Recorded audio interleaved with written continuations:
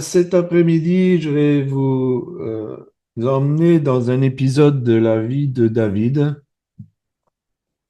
et une lecture courte dans 1 Samuel chapitre 30 verset 4. 1 Samuel 30 verset 4. Alors David et le peuple qui était avec lui élevèrent la voix et pleurèrent jusqu'à qu'ils n'eussent plus la force de pleurer.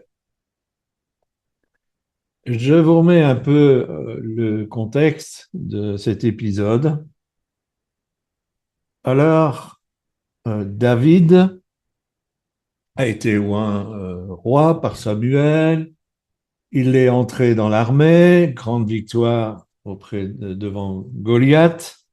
Puis il devient un héros national au point qu'il provoque la jalousie du roi en place, Saül. Et à un moment donné, son ami Jonathan, qui n'est autre que le fils de Saül, va lui dire, il faut que tu fuis parce que mon père a décidé, s'est arrêté de te tuer. Et donc David va devenir un fugitif pendant plusieurs années. Et plusieurs fois, il va échapper de justesse à Saül. Et à un moment donné, il va se retrouver dans une caverne qui s'appelle la caverne d'Adoulam. Et là, une troupe de mécontents, de frustrés, de gens qui en avaient marre de ce gouvernement de Saül vont le rejoindre et il va constituer une armée de 600 hommes. Et à un moment donné, il va aller voir un des princes philistins et il va demander une ville. Et ils vont recevoir Tsiklag pour y demeurer et pouvoir y être tranquille. Ça va donner quelque chose de particulier, une décision que David va prendre. On ne sait pas très bien, en tout cas la Bible ne le dit pas, qu'est-ce qui l'a motivé. Mais voilà qu'avec ses 600 hommes, il va se joindre aux Philistins pour faire la guerre à Israël. Alors, est-ce que c'était un signe de reconnaissance parce qu'il avait reçu une ville pour y habiter? Est-ce que c'était pour enfin se venger de Saül? Est-ce que c'était plus fourbe, on va dire, et finalement se retourner contre les Philistins au moment où le combat allait démarrer? On ne sait pas. Mais merci Seigneur, les autres princes philistins ne veulent pas. Ils disent non, il suffit que pendant le combat, ils se tournent contre nous et puis on serait vraiment mal. Et donc, il doit retourner à Tsiklag. Mais pendant ce temps-là, des Amalécites sont venus à Tsiklag, l'ont mis à sac, l'ont brûlé et ils ont tout emporté. Tous les biens, toutes les personnes, les femmes, les enfants, tout est parti. Quand ils reviennent, leur ville est en feu et il n'y a plus rien. Et devant ce désastre, ils se mettent à pleurer jusqu'à ce qu'ils ne peuvent plus avoir de larmes pour alimenter leurs pleurs. Et la question que je pose, c'est est-ce que ça nous est déjà arrivé d'être tellement abattus qu'on n'a même plus la force de pleurer? Est-ce qu'on s'est déjà exclamé tout est perdu? Est-ce que nous avons déjà ressenti une telle angoisse qu'on pense que notre propre cœur va s'arrêter de battre tellement nous sommes sous une forte oppression? Et plusieurs fois, nous avons écrit sur le fait de quand tout est perdu, c'est-à-dire d'une manière humaine, la, la situation ne peut pas être plus catastrophique. Et je me souviens d'une histoire qui est réelle, qui m'a vraiment touché. Euh, Est-ce que vous connaissez Rosa Parks? Rosa Parks était une femme noire aux États-Unis et il y avait à l'époque la ségrégation. D'ailleurs, c'est pas trop fini cette affaire. Et les Noirs n'avaient pas les mêmes droits que les Blancs.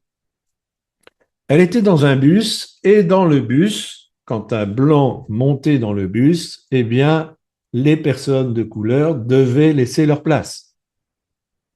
Et donc, je crois que c'est un homme, est monté dans le bus. Il s'est présenté là où Rosa Parks était assise et elle a dit non, je ne me lèverai pas. Alors, c'était la révolution. Elle a été arrêtée pour ça.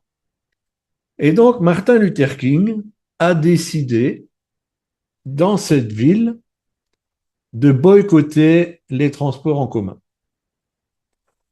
Mais ce n'était pas une mince affaire parce qu'il fallait que ses compatriotes puissent aller au travail. Et donc, ils ont organisé tout, comment je dirais, un système de covoiturage pour que les Noirs puissent continuer à aller au travail, mais les bus n'étaient plus fréquentés par cette, ces, ces amis noirs.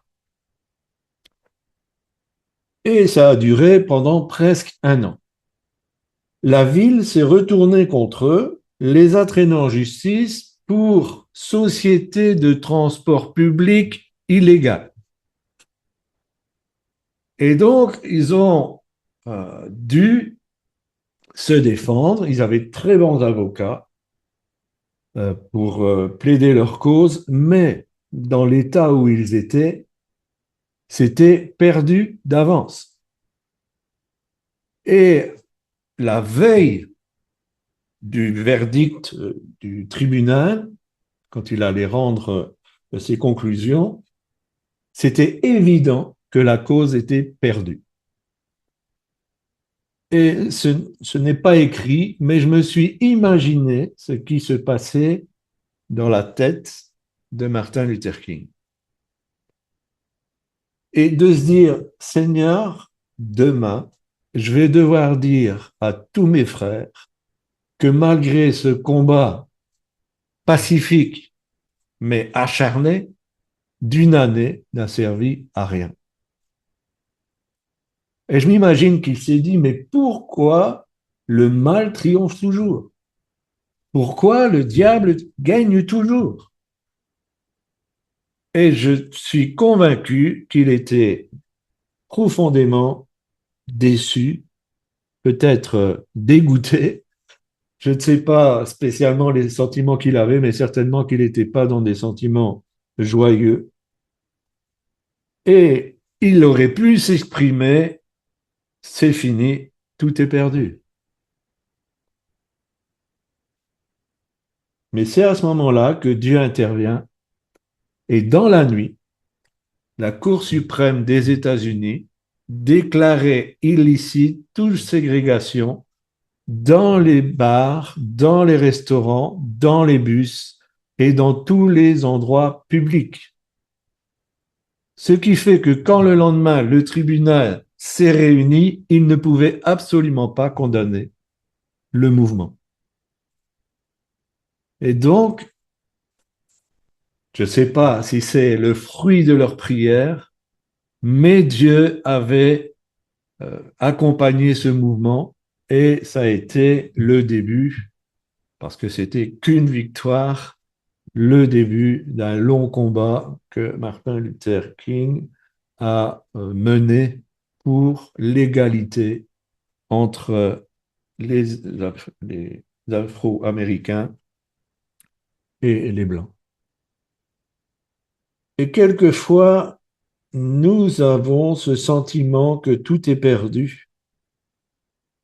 Et je comprends la détresse de ces hommes et de David, surtout que devant ce désastre, les hommes de David veulent le tuer. C'était de sa faute, quelque part.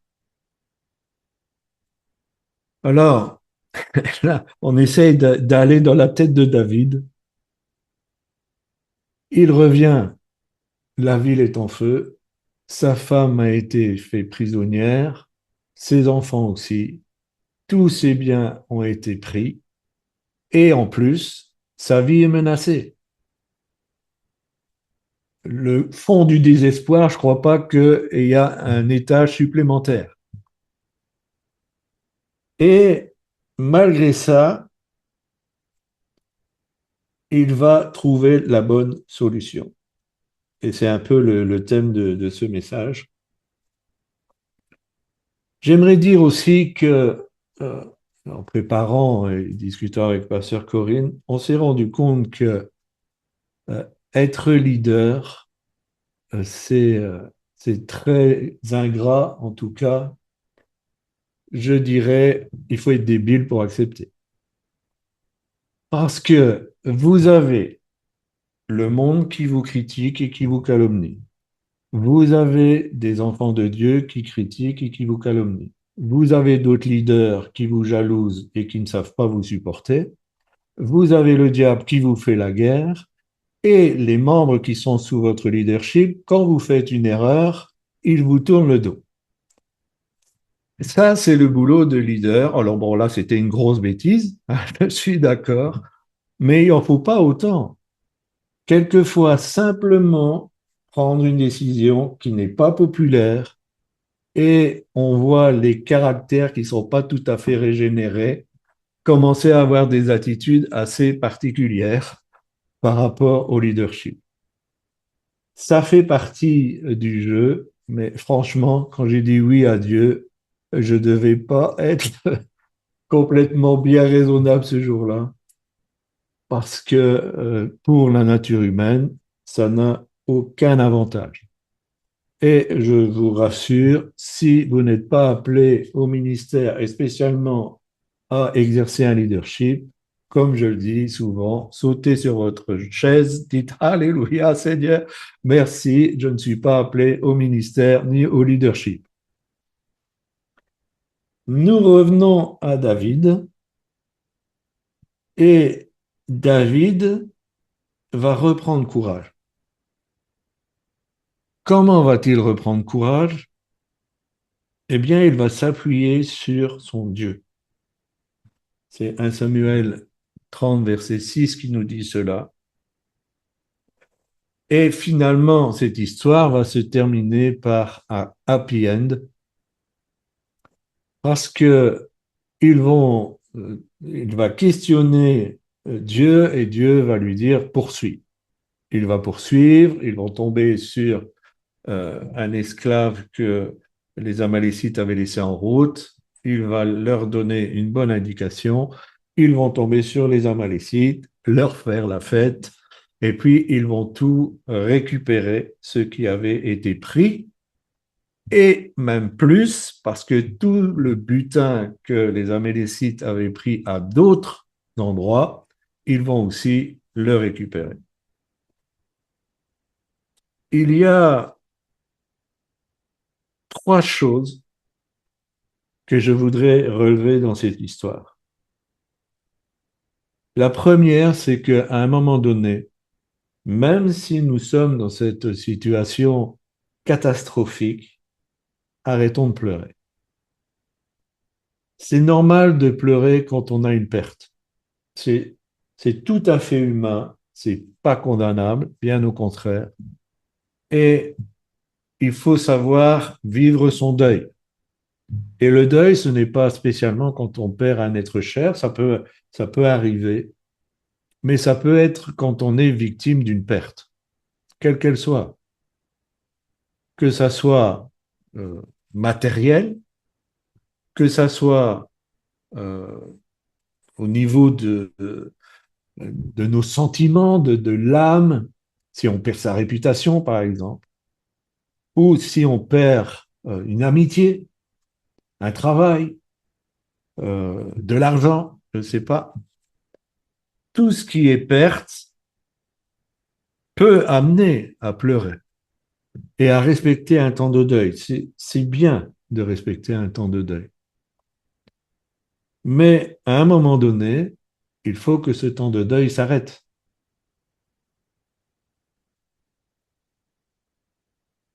Je vous encourage à exprimer vos sentiments. Si vous vivez une perte, exprimez vos sentiments. Même si vous êtes un homme et si vous devez pleurer sur la situation, pleurez. Ne réprimez pas vos sentiments. Mais à un moment donné, il faut dire maintenant je bouge. J'arrête de pleurer. Il faut que je fasse quelque chose. Il faut que je continue. Il y a un temps pour pleurer, mais il y a un temps pour reprendre courage. Et si ces pleurs sont des pleurs de repentance, c'est une bonne chose. Alors pourquoi je parle de repentance? Parce que si c'est pas explicite dans le texte dont j'ai développé l'histoire, je crois que David avait pris une mauvaise décision et que dans ses pleurs, il y avait aussi un regret de cette décision qu'il avait prise. Mais ce que vous avez perdu quand vous êtes dans ce deuil, c'est peut-être de votre faute. C'est possible. Possible que vous avez fait un mauvais choix, vous avez pris une mauvaise décision. euh, mais même si c'est votre faute, ça change rien. Parce que Dieu est capable d'agir. Tout n'est pas perdu. Parce que Dieu est toujours capable d'agir. Si vous restez sur un sentiment de culpabilité et que vous restez dans cette tristesse, dans ce deuil, avec les phrases universelles, si j'avais su, j'aurais dû. Eh oui, mais c'est passé, c'est passé, c'est passé. Tournez, j'aurais dû. Ah, si j'avais su, ça ne va pas vous aider. Au contraire, vous allez rester dans votre trou à tourner en rond. Et finalement, le diable, qui vous a poussé à cette erreur, il va vous enfoncer encore davantage.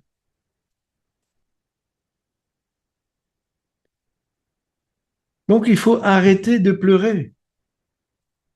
Si nous sommes responsables, Apocalypse 2,5 nous dit, souviens-toi d'où donc tu es tombé. D'où? Ça veut dire à quel endroit, à quel moment, quand, à quelle décision tu as commencé à chuter. Retourne-y et demande pardon. Et quand tu vas demander pardon, ça donne la possibilité à Dieu d'intervenir. Si tu y retournes et que tu réfléchis, tu vas savoir le pourquoi. À un moment donné, tu vas avoir la révélation de pourquoi tu es tombé. Le problème, c'est pas de tomber, c'est même prévu. Cette fois, le juste tombe. C'est prévu. Mais ce qui n'est pas normal, c'est de ne pas se relever. Cette fois, le juste tombe, mais il se relève. Et pour se relever, il faut arrêter avec les j'aurais dû. Maintenant, peut-être aussi que la perte que vous subissez, que vous avez subie, n'est pas une erreur de votre part. Ces 600 hommes étaient dans la même situation que David, mais ils l'ont suivi. D'où aussi, et j'espère ne pas me tirer une balle dans le pied, quelquefois, il ne faut pas suivre le leader. Parce que, quelquefois, il peut vous entraîner dans des problèmes. Donc, même si vous êtes sous un leadership, gardez votre esprit critique et la possibilité de dire non, moi, je ne vais pas là. C'est pas de la rébellion, mais vous savez que c'est pas ce que Dieu veut pour vous. Si ce n'est pas votre faute et que vous êtes victime du choix des autres, il n'en demeure pas moins qu'à un moment donné, il faut arrêter de pleurer, d'en vouloir et de dire c'est de sa faute, ma vie est foutue, j'aurais jamais dû le suivre. Là, le jamais dû, j'aurais dû va être vis-à-vis du fait d'avoir suivi le leader. Mais ça ne va pas vous aider non plus. Alors, arrêtez de pleurer, mais pourquoi? Pour chercher la face de Dieu. Tant que nous sommes dans cette période de deuil où on pleure, on ne cherche pas à la face de Dieu. Ou si on cherche plus ou moins la face de Dieu, mais c'est de dire, mais pourquoi tu as permis ça? Pourquoi moi? Pourquoi je dois passer ça? Et finalement, ça s'exprime plus en plainte devant Dieu. On est presque à l'accuser que c'est de sa faute.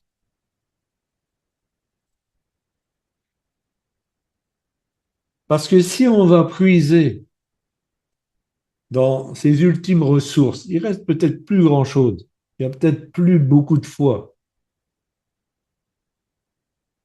Mais si il reste une petite graine, elle peut vous rendre capable d'avoir confiance en Dieu à nouveau. Et si vous devenez capable de refaire confiance à Dieu, vous allez remonter. Je vous le garantis sur facture. Vous allez remonter.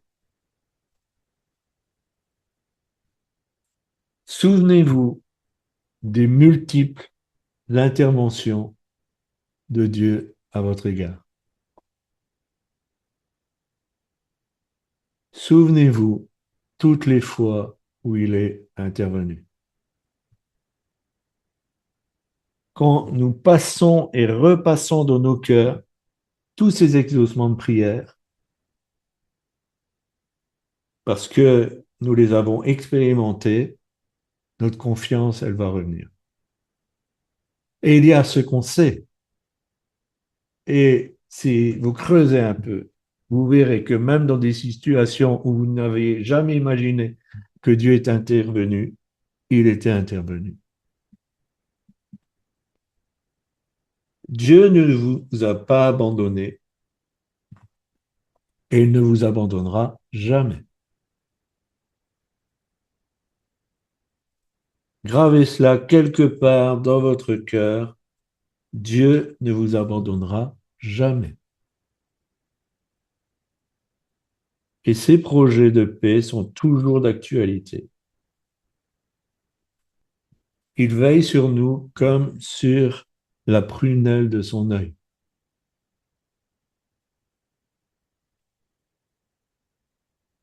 Je sais que quand tout est sombre, on a difficile à comprendre que Dieu ne nous a pas abandonnés. Mais Dieu ne nous abandonnera jamais. Même si on a fait une grosse bêtise, même si la chute, c'était pas une petite chute, c'était une chute catastrophique, Dieu ne vous abandonnera jamais. Et il sera là. Et si vous arrêtez de pleurer sur la situation et que vous cherchez à reprendre confiance en lui, il va agir. Et quand nous cherchons la face de Dieu, il va nous dire comment sortir de la situation. aussi inextricable qu'elle soit. Même si à vue humaine, il n'y a aucune solution. Il va donner les directives pour sortir de cette situation. Alors, quelquefois, c'est long. Ça ne veut pas dire que la situation, elle va se régler du jour au lendemain. Ça peut, des fois, ça arrive. Mais bien souvent, il va montrer une direction. Et quand on se met en route dans cette direction, un peu à la fois, on va remonter. Il y avait des personnes, elles étaient endettées jusqu'au cou. Il n'y avait aucune solution humaine. Dieu a donné des directives et petit à petit, ils ont remonté la pente. Et non seulement ils n'ont pas été inquiétés, mais à un moment donné, ils ont été libérés. Ça a pris du temps, mais Dieu a donné une solution. Il y a des promesses. J'ai l'impression quelquefois qu'on ne les prend pas au sérieux. Une de ces promesses se trouve dans 1 Corinthiens. Je n'ai pas noté la référence, mais vous devez la connaître. Aucune épreuve ne vous est survenue qu'elle n'ait été surhumaine, mais avec l'épreuve, Dieu prépare le moyen d'en sortir.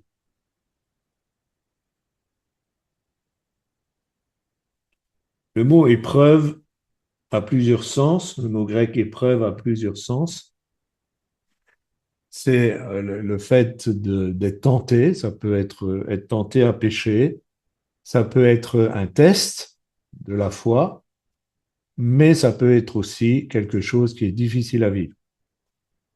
Mais ce quelque chose qui est difficile à vivre, Dieu promet, ce ne sera jamais au-dessus de tes forces. Alors quelquefois, on a l'impression qu'on va être englouti, mais ce sera jamais au-dessus de nos forces. Et quelquefois, on prend pas cette promesse. Quand on est éprouvé, c'est comme si Dieu n'avait jamais parlé.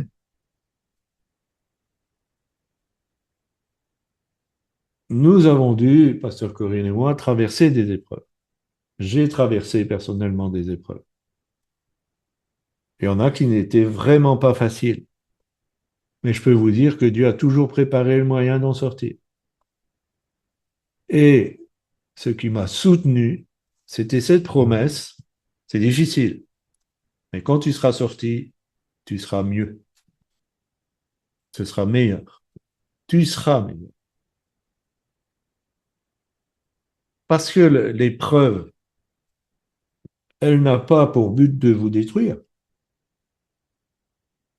L'épreuve, elle est là pour vous rendre plus fort.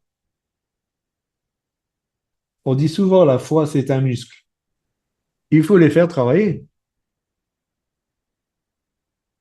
J'aime cette histoire, c'est un monsieur qui va voir son médecin et dit, docteur, j'ai des problèmes, j'ai des suées, j'ai mon cœur qui bat vite, je me sens pas trop bien, des fois j'ai des points de côté, je ne sais pas ce qui m'arrive. Et il dit, qu'est-ce que vous faites? Ben, il dit, je fais du sport. Quand on fait du sport, on a des symptômes qui sont pas toujours agréables.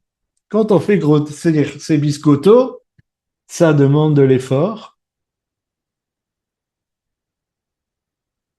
Et pour la foi, c'est pareil. L'épreuve, elle est un moment difficile pour nous faire grandir.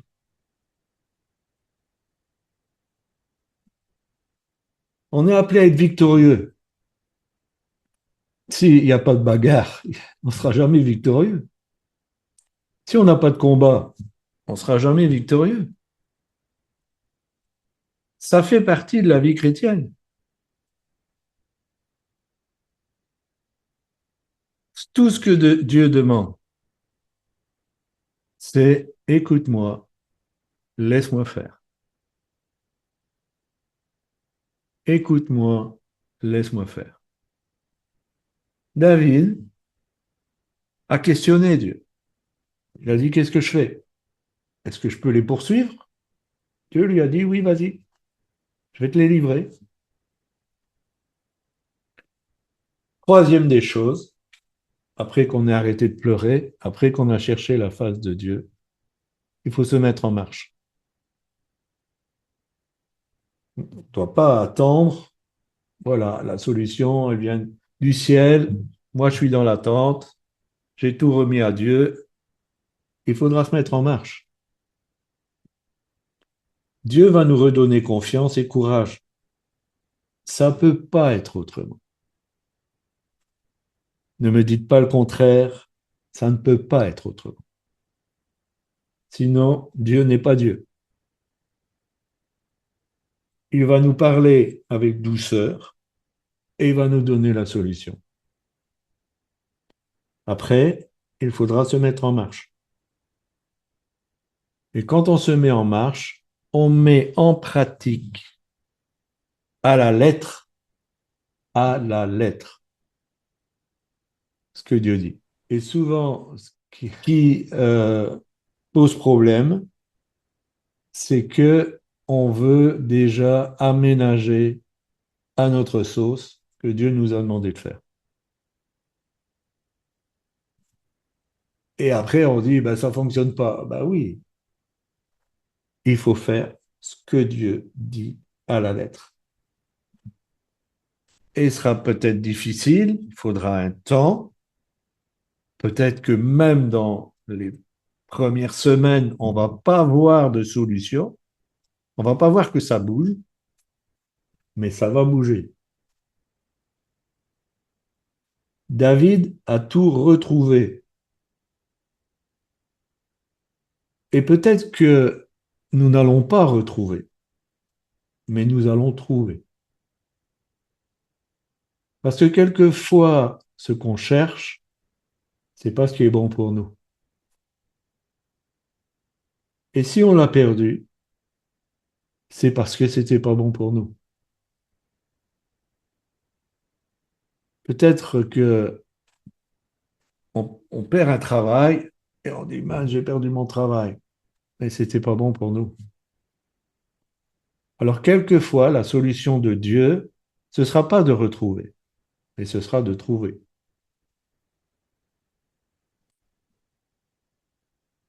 Job n'a pas retrouvé ce qu'il a perdu. Il a perdu des enfants, il a perdu des biens. Il ne les a pas retrouvés, mais il a trouvé. Et non seulement il a trouvé, il a reçu au double de sa perte. Alors, c'est un livre poétique, hein. Ça ne veut pas dire qu'historiquement, il a perdu plein d'enfants, il a perdu tous ses biens. C'est pas sûr. C'est un livre poétique. Et donc, il y a une exagération dans la poésie. Mais en tout cas, il a perdu quelque chose. Et quand on perd un enfant, on ne retrouve pas un enfant. Les parents qui ont perdu un enfant, même si ils reçoivent un autre enfant, ils ne retrouvent pas un enfant. Ils trouvent un enfant. Parce que la perte, elle ne sera jamais remplacée. Il y a des pertes qui ne seront jamais remplacées. Il y a des choses qui sont perdues, qui ne seront jamais remplacées. Mais vous trouverez. En faisant confiance à Dieu, vous trouverez.